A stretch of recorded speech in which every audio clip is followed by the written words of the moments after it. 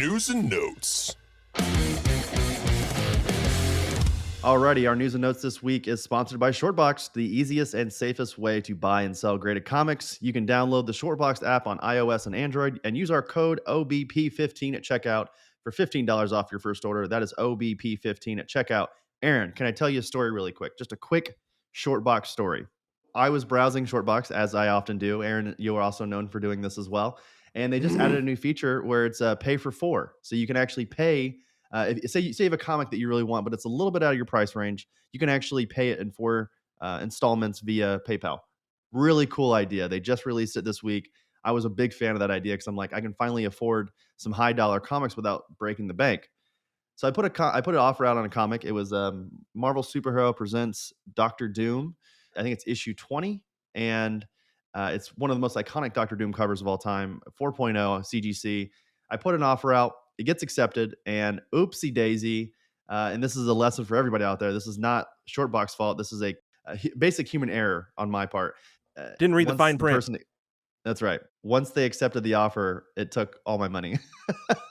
So on one hand, I currently own the Marvel Superhero Presents. On the other hand, I spent a lot of money on a comic that I shouldn't have. But anyway, that is not Shortbox's fault. That is my fault. And if you decide to be like Aaron and I and go get some graded comics, make sure you use our code OBP15 at checkout for $15 off, which usually covers like the shipping, which is really cool. So let's go ahead and get to our news and notes. Jon Favreau and Dave Filoni discussed their ultimate dream cameo for The Mandalorian. So ahead of each season, cameos are mostly kept under wraps, but in a recent interview with Entertainment Weekly, showrunners Jon Favreau and Dave Filoni were asked who they most like to have as a guest star, and they said George Lucas, of course, the creator of Star Wars. The direct quote is, "I tell you, we've been pretty damn lucky," says Favreau. Fortunate, Filoni added, "We've had everyone from Mark Hamill to Werner Herzog." I'm sure that's somebody that we should know, but we don't. Amy Sudeikis, Filoni mentioned, she's just part of Star Wars fabric now. She had like no idea, and now she's in it, which I love because she's awesome. That's when Favreau chimed in with a definite answer. George, he said with a laugh. George Lucas. That would be the best cameo, Filoni suggested. He'd have to be the son of Baron Papanoida, which actually is who George Lucas cameoed as in Star Wars Episode 3, Revenge of the Sith. It's very slight. I think it's actually, they're following Jar Jar Binks into like the council, and you can just see him off to the side. It's actually both George Lucas and his wife. So that would be fun to have him like back as like another version, like an older, either like it says here, like the son of the Baron or whatever. Anyway, that makes sense, right? Like if Werner you're gonna Herzog is just a German director, by the way. Oh, okay. I don't really All know right. what Well, he has to do with Star Wars at all, but okay. I'm sure they just are a fan of his, I'm sure. But yeah, I mean, wouldn't that be cool if George Lucas was like the new Stan Lee? Like he just showed up in every single Star Wars property in some way. You don't want that? He'll never, don't ever that? compare him with Stan Lee. You don't like George Lucas? No. He's money hungry. He's money hungry. Indiana Jones. You know what? So George Lucas, obviously he owns Lucasfilms. He didn't create Indiana Jones, by the way. He just was, I think he's an executive producer. Anyway, it doesn't matter. I think I agree. I think it's a fun idea. And I think I would love to see George Lucas in this in some way, but I don't think he needs to have like this. He's not as lovable as Stan Lee is. Now, Stan Lee is like Excelsior and hey, they're true believers. But George Lucas is like, hey, everyone, I signed a contract where I get all the money from every Star Wars toy in existence. Isn't that fun? And he has a ranch. Like he's just, he has more money than God. And he even got even more when he sold Star Wars and Lucasfilms to Disney.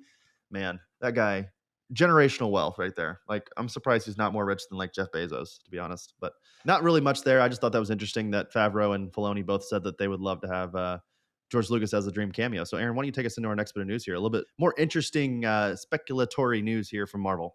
So Henry Cavill's rumored to be Hyperion of Squadron Supreme in Loki season 2, which I'm so excited for. A couple of new rumors via Cinestealth have surfaced for Marvel's Loki season 2 that are pretty interesting. One rumor claims that Squadron Supreme will make their first live-action appearance in the series. The other is that Henry Cavill might be in talks to play Hyperion.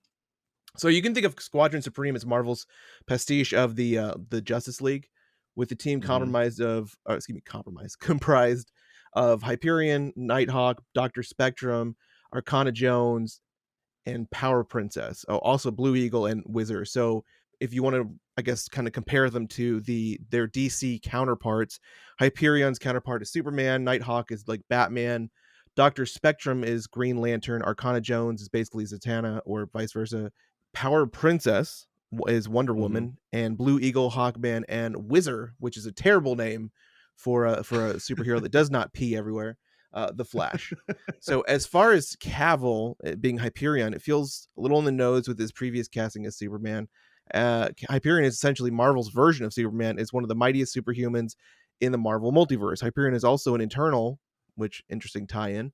Various Hmm. powers such as super strength, super speed, flight, nigh invulnerability, atomic vision, enhanced senses, and more. So he's literally playing Superman. Superman. So He's Superman. his his his secret identity is Mark Ment. No, I'm kidding. Loki season 2 is scheduled to debut on Disney Plus in mid 23, and will consist of only 6 episodes. Phase 5 of the MCU.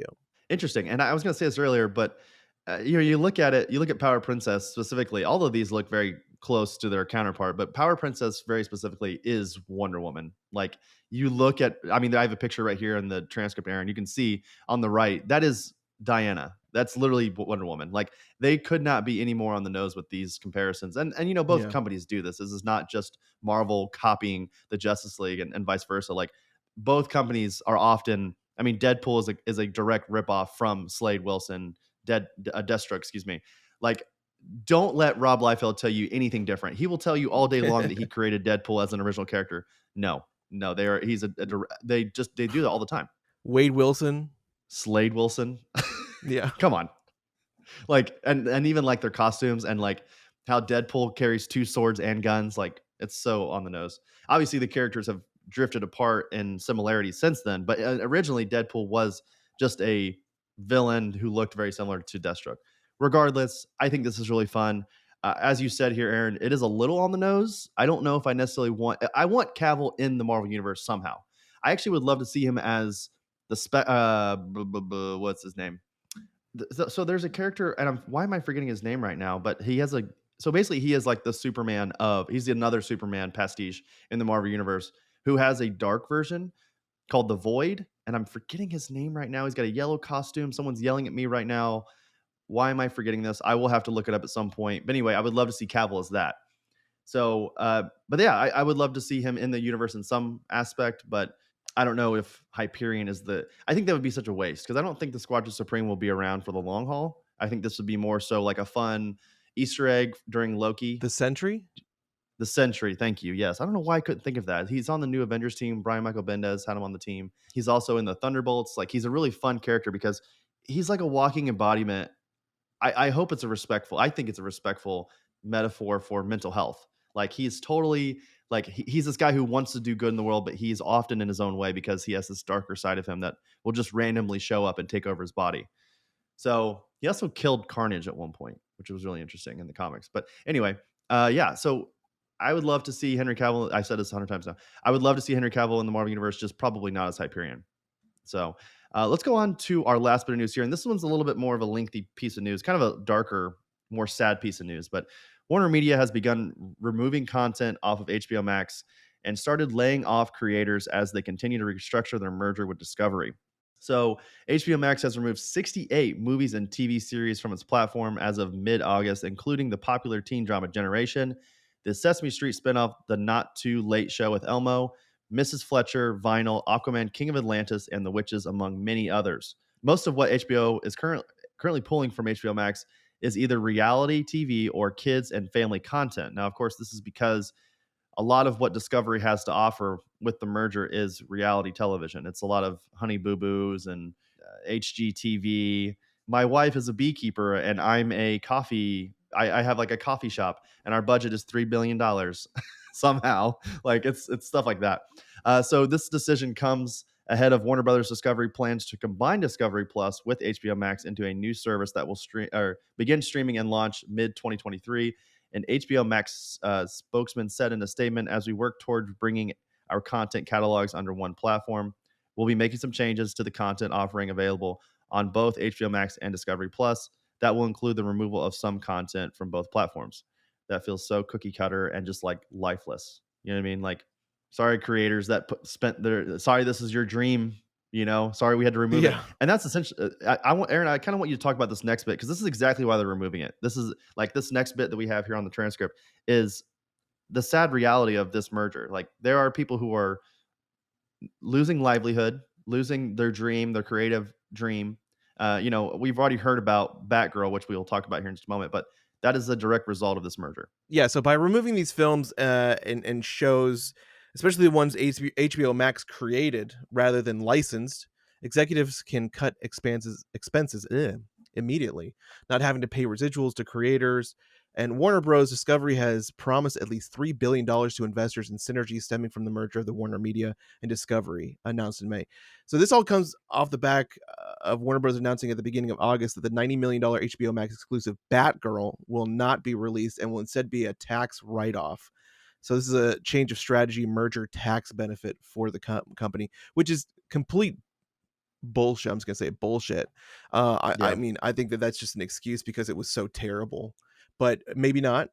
I mean, it was still created, it was still finished, it should be released. It's so it was like 95% done. Yeah, so I mean, anyways, HBO Max laid off 14% of its staff earlier this week, including many from its unscripted division, with Discovery adding nearly its entire catalog of reality TV, including from HGTV, Food Network, and Animal Planet, to this new streaming service. Warner Brothers Discovery CEO David Zaslav has already admitted to raising the price for a combined HBO Max Discovery Plus offering, especially as competitors Disney and Netflix have recently raised their prices.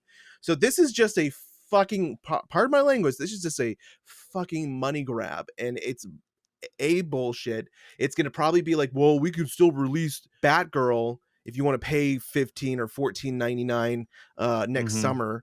They're going to pull some shit like this, and it's terrible. I mean, HBO Max already has had one of the most problematic streaming apps I've ever seen anyways.